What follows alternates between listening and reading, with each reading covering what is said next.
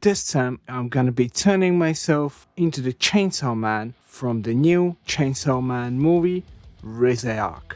Let's get started with the setup. The setup for this shoot was quite simple. I was using also two lights, just like I'm using in this setup. One on the left side, one on the right. But in that photo shoot, I did change the color temperature when one was warm and the other one was cool. This is the photo that I was using for the reference. So it was important to keep the lighting the same, taking inspiration from the reference image. But I did end up putting my own spin on the photo where I turned it into a night scene. But I did keep the lighting the same.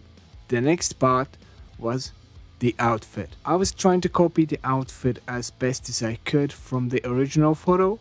So it's a simple shirt, a tie, and some black pants and sneakers. So I did try to match it as best as I could. Also, I had to recreate the pose as best as I could, and I did use a footstool so I could get a bit of a higher angle, and I kept my camera at a lower angle to match the perspective of the original photo. So this is the original and this is my pose. So that is the posing done, and the next part that we need is the chainsaw. I kept the lighting the same as I did for my own photo because it needs to match. So I took a bunch of photos of my chainsaw at different angles. Now comes the editing part.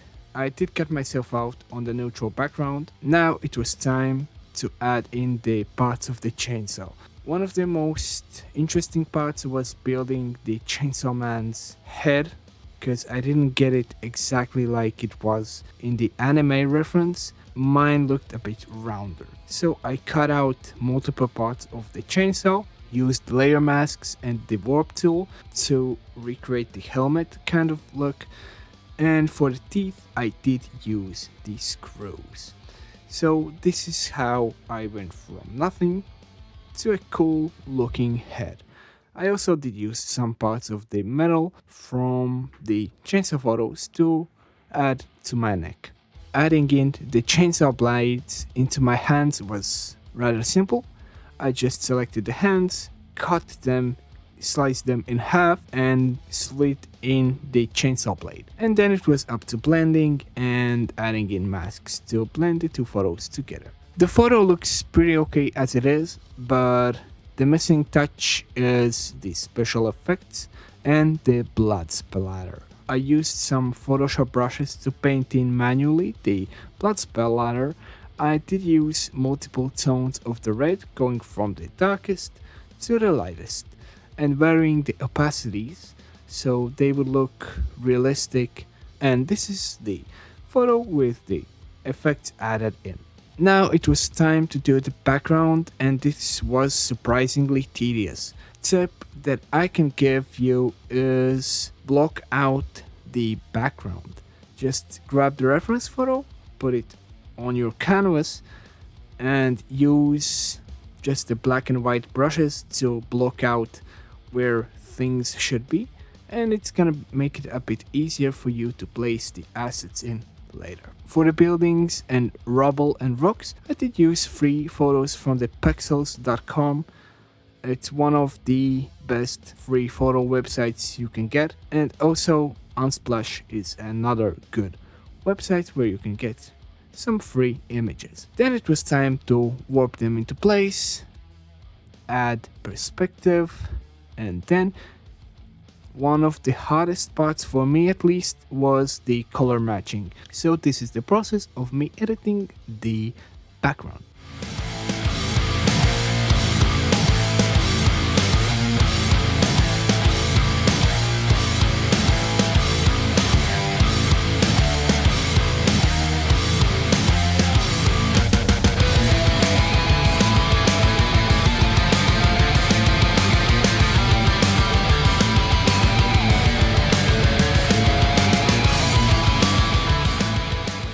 And now both the background and the main character are in one photo, but it still lacks something: the finishing touches. Well, the finishing touches are gonna be layers upon layers of manually painted in textures. I did use some smoke brushes, some debris brushes to add more splatter. I did use some rain brushes as well. So this is kind of like a mashup between photo editing and digital painting. And this is a style that I would really love to explore more because it blends very, very nicely.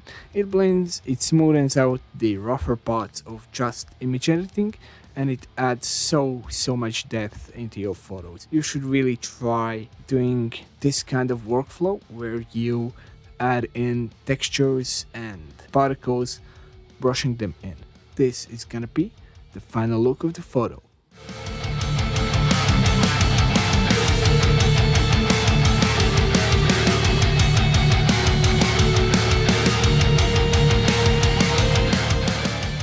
I really hope that this was interesting for you. I hope you enjoyed the video. So stay creative, stay safe, and I'll see you guys in the next video.